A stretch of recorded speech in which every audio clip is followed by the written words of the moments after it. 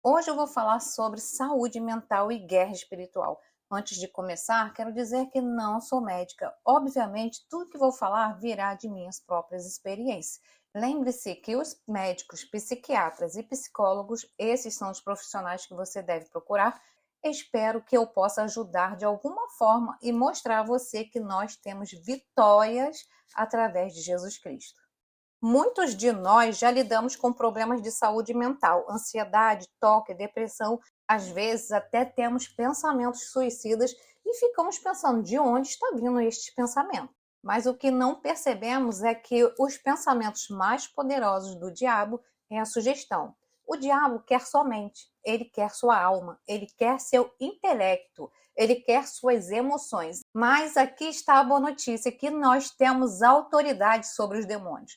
Então, quando esses pensamentos vêm em nossas cabeças e nos fazem sentir loucos e sentir como se quiséssemos acabar com nossas próprias vidas, ou quando temos aquele pensamento obsessivo compulsivo e você acha que não tem jeito, Deus nos diz: eu dou-lhe autoridade sobre esses demônios. Então, qualquer coisa que o diabo tenha, nós temos autoridade sobre a habilidade de Satanás. Vamos agora ler Lucas 10:19. Eis que vos dou poder para pisar serpentes e escorpiões e toda a força do inimigo. Nada vos fará dano algum. Então Deus nos deu poder absoluto sobre os demônios. E a partir desse ponto, nós passamos de vítima a pessoas vitoriosas. E no dia em que você perceber a autoridade que nos foi dada por Jesus, por tudo que ele fez na cruz, tudo vai mudar. Vamos ler Tiago 4:7. Sujeitai-vos, pois, a Deus, resisti ao diabo e ele fugirá de vós. Então, se aqueles pensamentos surgirem dizendo que você não é bom o suficiente, que você é ruim, tudo que você faz não dá certo, então você diz: não, eu tenho a marca de Deus e vou ficar bem. Na própria palavra diz que quando você fizer isso, o diabo fugirá de vós, o que significa que ele correrá de medo porque você tem a marca de Deus. O diabo veio para matar, roubar e destruir, mas Deus diz: eu vim para lhe dar vida e vida com abundância. Um dos motivos que estou incentivando as pessoas a lerem a Bíblia é que existem promessas. Por exemplo, vim para dar vida plena. É uma promessa de Deus. Então, estamos cientes da autoridade de Deus e que temos essa autoridade. Agora eu vou falar um momento da minha vida em que não tinha conhecimento desta autoridade, onde eu fui vítima de esquemas do diabo e suas tramas e armadilhas. Em um certo momento da minha vida, eu estava em uma comemoração de um aniversário de uma prima minha, em um restaurante, quando de repente comecei a sentir falta de ar. Fui ao banheiro, mesmo estando fora da igreja, eu orei no banheiro e falei: pronto, vou voltar para a comemoração. E lá eu voltei a ter a falta de ar. Quando falei com a minha filha, que estava de frente para ela, que iria sair do restaurante porque eu não estava me sentindo muito bem.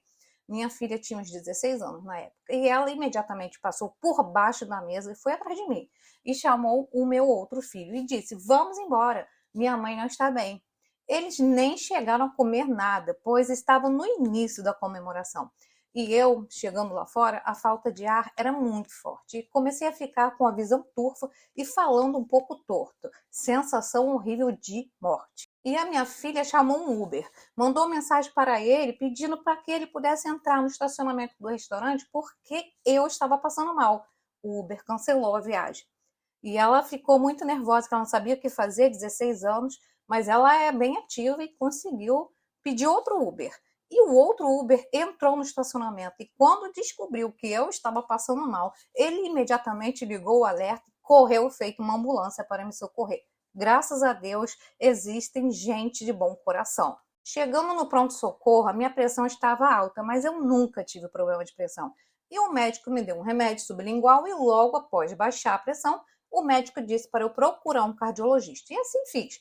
Fui em vários cardiologistas e fiz vários exames. E não deram nada de coração. Mas, de certa forma, eu até queria ter que tomar remédio para a pressão, para que aquele evento não acontecesse mais. E aí começou o problema maior. Comecei a ter medo de sair. Achava que iria passar mal em todos os lugares.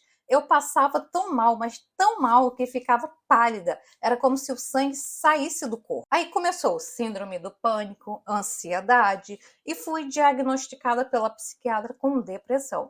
E nesta época eu precisava trabalhar, então eu encarava um ônibus lotado e descia várias vezes fora do ponto, com pânico de que eu iria passar mal a qualquer momento e não teria socorro. E isso durou anos assim. Todos os dias eu me via em um estado elevado de ansiedade 24 horas por dia. Mais precisamente, tinha medo de shoppings, cinemas, lugares fechados, bom, tudo. No meio disso tudo, ainda aconteceu um assalto no ônibus onde eu estava. Mas depois eu conto a história do assalto. Mas a minha situação, que não era boa, ficou pior. Eu precisava gastar muita energia para tentar não passar mal, o mal da mente. Para não ficar muito grande o vídeo, pois eu tenho muitas coisas para lhe contar, farei a parte 2. Mas, neste momento, o inimigo fez seu trabalho direitinho, de me deixar no escuro total, como se adorasse nos deixar sozinho. E se você estiver com a sua saúde mental sendo atacada, apenas entenda que você tem algo dentro de você tão especial e o inimigo sabe disso. E é como se ele quisesse que Deus, que colocou o talento em você, não se concretizasse. Ele não quer que você seja uma cantora de sucesso, ele não quer que você fale da palavra de Deus, ele não quer que você seja uma ministra de Deus e ele sabe do seu potencial. Se você é assim como eu, estava passando por esses problemas, eu encorajo você a orar. Você precisa de ajuda? Vai procurar ajuda. Ajuda de um profissional. Você precisa de alguém que te diga, você não é a única pessoa na face da terra que sente-se assim. Faça exercícios respiratórios. Existem alguns aplicativos calmantes que regulam o nosso sistema nervoso. O oposto da ansiedade, por exemplo, é um coração agradecido. A maneira de combater a ansiedade é focar na gratidão. E sabemos que quando escrevemos a razão pelas quais somos gratos, isso irá reconfigurar a química do seu cérebro, do nosso cérebro.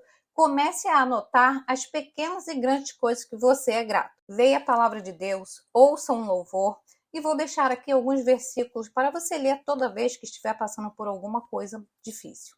2 Coríntios 10, 5.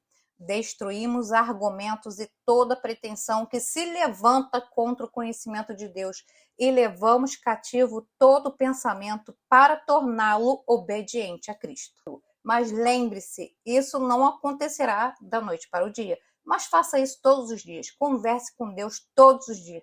Nunca pense que você nunca vai sair disso. Você pode até pensar que a doença mental vai piorar, mas isso não é verdade. E você ainda dará seu testemunho e ajudará outras pessoas que estão passando pelo mesmo problema. E quando você começa a orar por outras pessoas, é quando você começa a receber as bênçãos do Senhor.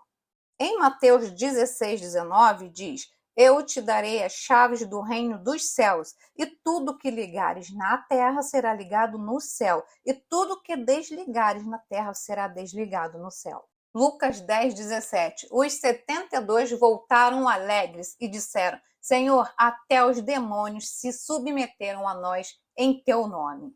2 Timóteo 1, 7. Pois Deus não nos deu espírito de covardia, mas de poder, de amor e de equilíbrio. Romanos 8:10. Mas se Cristo está em vocês, o corpo está morto por causa do pecado, mas o espírito está vivo por causa da justiça. E para finalizar, Romanos 8, do 37 ao 39. Mas em todas estas coisas somos mais do que vencedores por aquele que nos amou.